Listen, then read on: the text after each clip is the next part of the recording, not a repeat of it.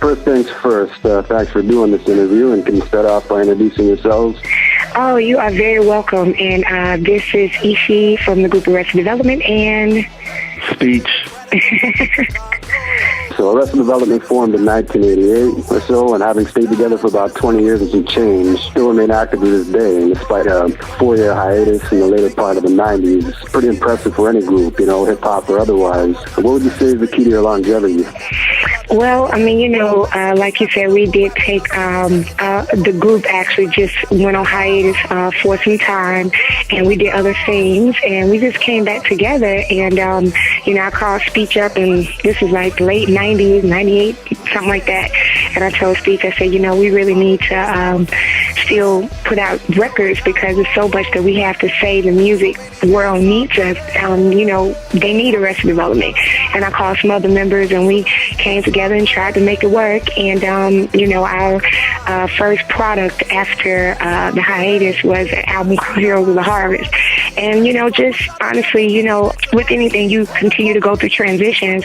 But however, just it's our love for the music and wanting to put good music out and, believing in what the group stands for is what keeps us together and working. Yeah, I agree. I think, as long as you're continuing to be inspired as a group and the vibe is really strong as a group, then I think that there's always a reason to continue to push forward. And I think that's been what has contributed to our ability to stay together. Taking it a step further, not only have you been active for a long time as a group, well, the large amount of members in a group, mostly still intact for the most part. As a group of this magnitude, managed to stay on the same page. I understand you two are cousins, am I correct? So I guess it's kind of like a family affair? Oh, no, Speech. I wouldn't be related to him. No, I'm just kidding. No, but I'm joking. No, none of us are related by blood. I've been knowing Speech, oh my goodness, since I was 13, and I'm 35 now. So we've been knowing each other a long time. So, just like with anything, a family, you go through transitions. It's 4 original members. It was 6 in the beginning, so it's 4 original members, which is Speech and myself, Roosevelt, and Baba OJ. And then we have 4 new members, Tasha Day, One Love, and JJ Boogie.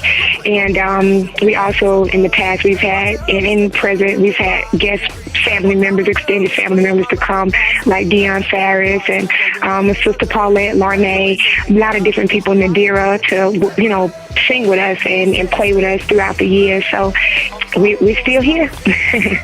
So you mentioned Baba OJ, and that brings up my next question. You guys got the unique distinction of rolling with the oldest man in hip-hop. Was that like... Baba OJ has been an amazing dude because here's a guy that when I first met him, he was 57 years old, and he was willing to talk to the youth. Even today, there's such a divide between the elders of our community and the youth, and Baba OJ was the type that wanted to reach out and talk. And so it was really cool for him to be willing to be in this hip-hop group.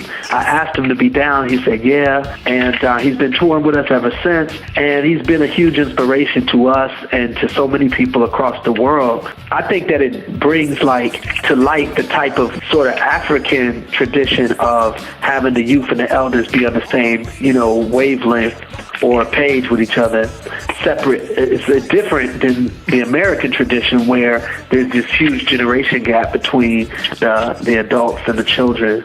So this one's for Speech. In addition to all the work with Arrested Development, you can boast a pretty impressive catalog of solo work as well. How would you compare working solo and working in a group like Arrested Development?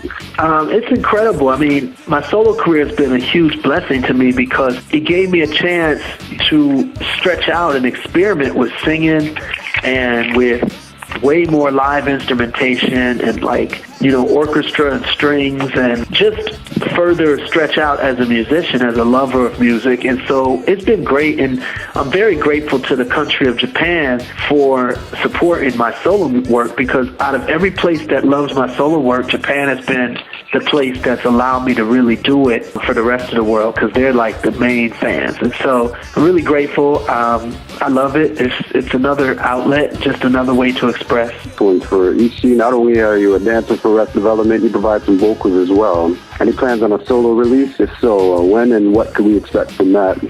Actually, I am and have worked on a solo project. I've also collabed with other artists. I had a record out in Japan, and where I did a collaboration with an artist over there.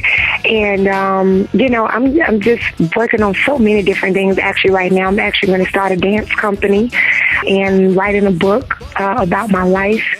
Also, you want to get into some acting and definitely singing, more writing, and hopefully you'll be hearing something from me soon as far as from a singing standpoint as a solo artist.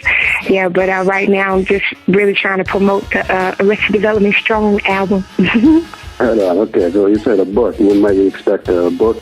Oh, you know what? It's funny. I've been actually working on it for some years now, because when you start, writing, things about your life, and I've had an interesting journey.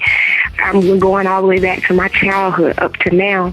A lot of it can be painful. Some of it just brings back a lot of memories. So I have to kind of write it and then put it down and go back to it when I'm ready to do it again, write again, because it's a lot. So hopefully, really, really soon I'm pushing myself to finish it. But a lot of it is heavy. So and some of it is light as well. But just going down that road, sometimes it can be a journey. Yeah, you do want to kind of get it right. Just kind of work on it when it's appropriate, when the time's right, I guess. Right, when you feel it, in your heart. You know what I mean? Because I'm juggling so many things. I'm a mother as well, so I stay pretty busy. You guys got some pretty big arrangements in your track, a lot of different parts, a lot of stuff going on. My apologies if this question's a bit vague, but typically, what's the process like when putting an Arrested Development track together? Like, I know it's going to be different every time, but like a typical kind of studio session and whatnot, how does that go down? Well, sometimes what we do as a group, we'll come in collectively, and it may be a track already that Speech may have, or someone else in the group presented, or we had a couple of guest people that presented some tracks, and we'll write to them, or we'll just build it from the ground up. So, a lot of times it's just about getting in there and vibing and the chemistry, and it just comes out like that. And I can't remember the exact amount of songs that we actually recorded for this particular album, but we had a lot of fun times in the studio, and just kind of organically, sometimes we'll go in with a concept already, and then sometimes we won't, just some Legos building the block, building blocks, and everybody brings their fire in.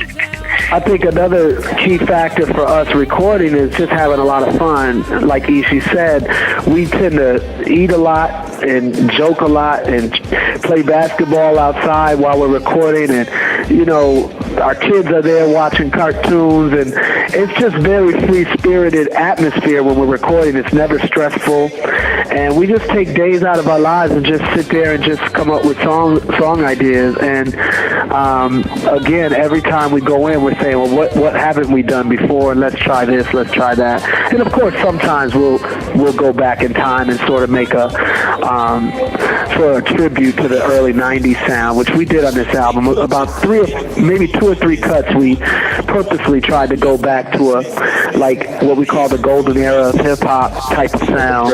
That Trends track. Exactly.